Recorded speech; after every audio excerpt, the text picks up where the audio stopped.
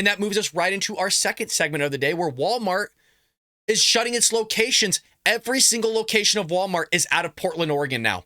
They're fleeing. They're done with it. And why? Because of the crime. So Walmart announced it is permanently closing all of its locations in Portland, Oregon over financial reasons. So they say. And the reason why I say so they say is because you have other places like Starbucks, Walgreens, and others closing their shop, closing doors, and these leftist ran areas as well. We have nearly 5,000 stores across the U.S., and unfortunately, some do not meet our financial expectations, Walmart said in an announcement. While our underlying business is strong, these specific stores haven't performed as well as we hoped. Really? All of them in Portland, Oregon? Gee, why? Both Walmart locations at Hayden Meadows and Eastport Plaza will officially close on March 24th. The employees at those locations will have options to transfer basically outside the city. Pharmacy staff will work with customers on transferring their prescriptions to nearby Walmarts. There are 17 other Walmart locations outside of Portland and Vancouver. A total of 580 employees will be affected by these closures. And they said this, quote, "We are grateful to our customers who have given us the privilege of serving them at our Hayden Meadows and Eastport Plaza locations." The retail staple announced other closures across the U.S., including Arkansas, Florida, Washington, D.C., Wisconsin, New Mexico, and Illinois. The announcements come just a few months after Walmart CEO warned stores could close and prices could increase in light of sky-high retail crimes affecting stores across the country. So just because they announced, oh, well, we're having some financial difficulties, in a sense, what that's really saying behind closed doors of what they don't want to sit there and push out there because they don't want the backlash is it's all due to high retail crimes. Quote, "Theft is an issue. It's higher than what it has historically been," said the CEO in December. He added that prices will be higher and or stores will close if authorities don't crack down on prosecuting shoplifting crimes. People don't want to deal with it. And this is as old as it's ever been, folks. It's such an economic fallacy that, oh, well, people are just going to want to actually move their businesses in the high crime areas. That's why when you see low income areas and there's not much policing, you don't have businesses wanting to start up there.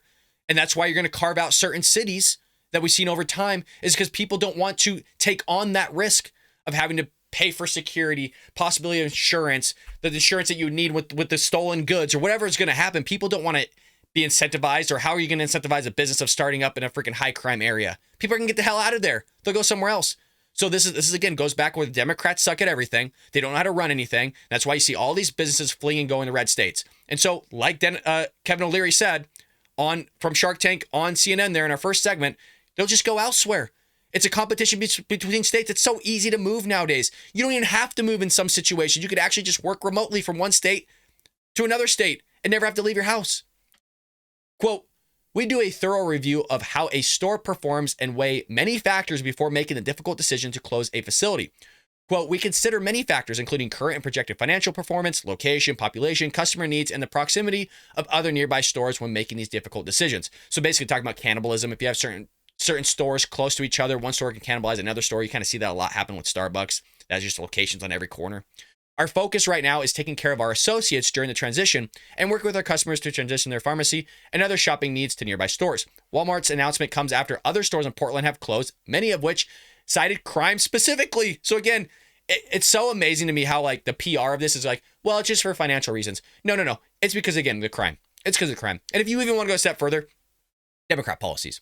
A clothing shop called Rain's PDX permanently shut down in November after facing a string of break-ins that left the store financially gutted. The store owner even posted a blistering note on the shop's doors slamming the city's crime rate.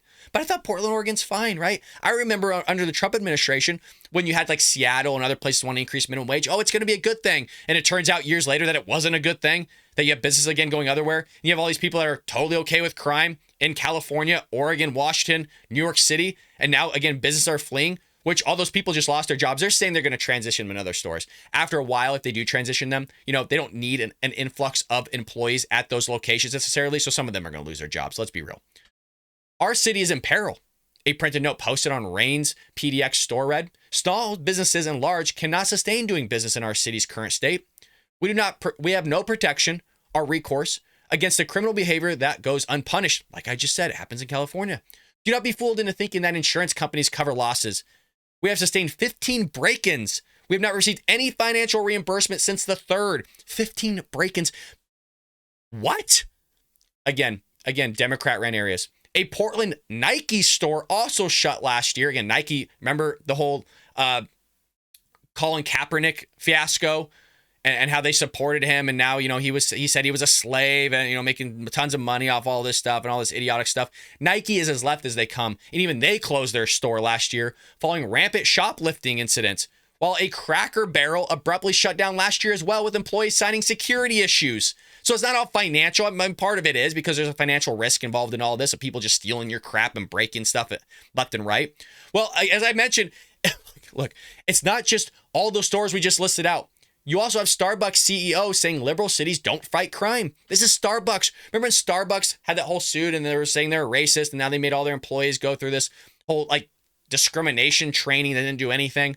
Well, the coffee tyrant Starbucks announced last week, so this is from July 17th of 2022, that it's shutting 16 U.S. stores this month, including 6 in Los Angeles, citing safety concerns, and the corporation put it, challenging incidences is what it was called, at these locations that made it too dangerous to continue doing business.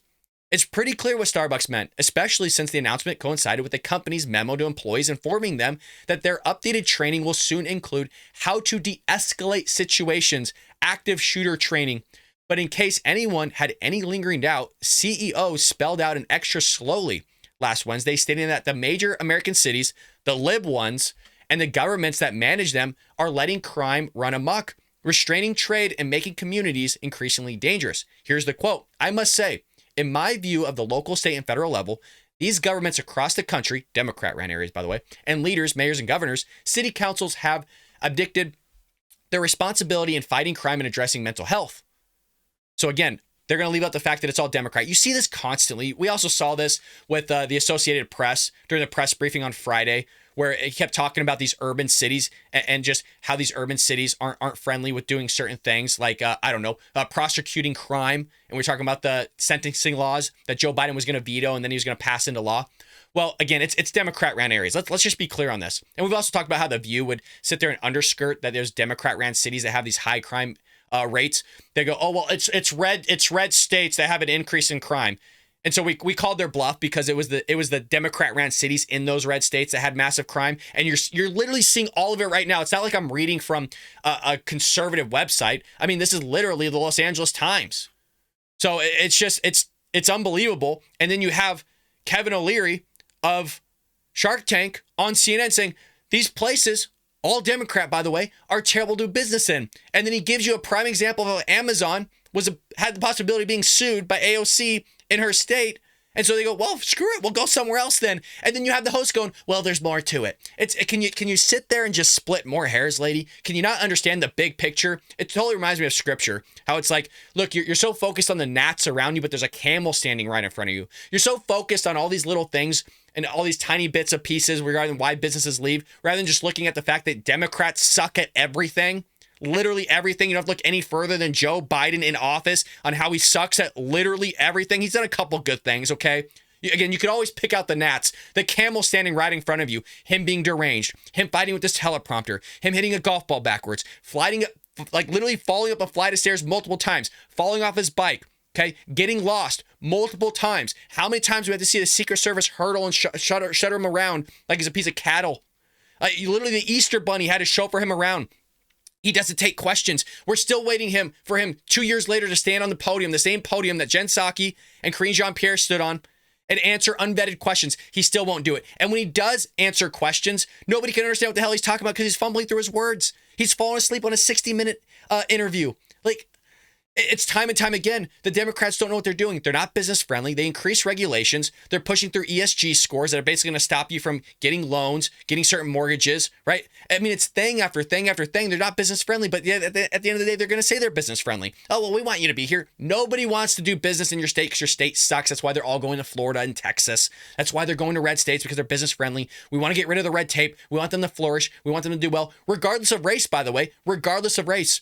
So this is what they're going to push. They're going to say all this hubbub that Democrat-ran cities are the best, low crime, let's increase the wages. Look what we're doing for these people, diversity this, equity this, inclusion this and that. At the end of the day, It's Democrat ran areas that suck. It's Republican ran areas that are the best. Let me know what you think about this one today, folks. A little bit of a shorter show, but please head over to baldbrad.com. Check out our book that's releasing March 13th titled Trojan Horse, How the Left is Destroying America. It completely destroys and shellacks the Democrat Party and the progressive left's narrative. And it's the progressive left's narrative that's going to destroy this country from the inside out, folks. It's a phenomenal book. It comes out again March 13th. You can pre-order your copy today. And also check out our merch. We got awesome shirts, hats, mugs, folks. We're always drinking coffee. We got the morning show. It's early in the morning here.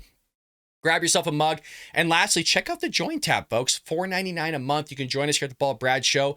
Support conservative thought and ideas getting out there to new viewers, just like we did today. Where again, Democrats suck at everything, but we got to get the word out there to everybody that there's other options out there like Republicans and conservatives. Their states, their businesses. Let's support those. And you got one right here that you can support as well. I hope you enjoyed that clip from the Bald Brad Show. If you did, make sure to hit that subscribe button so you can stay up to date on all our future content.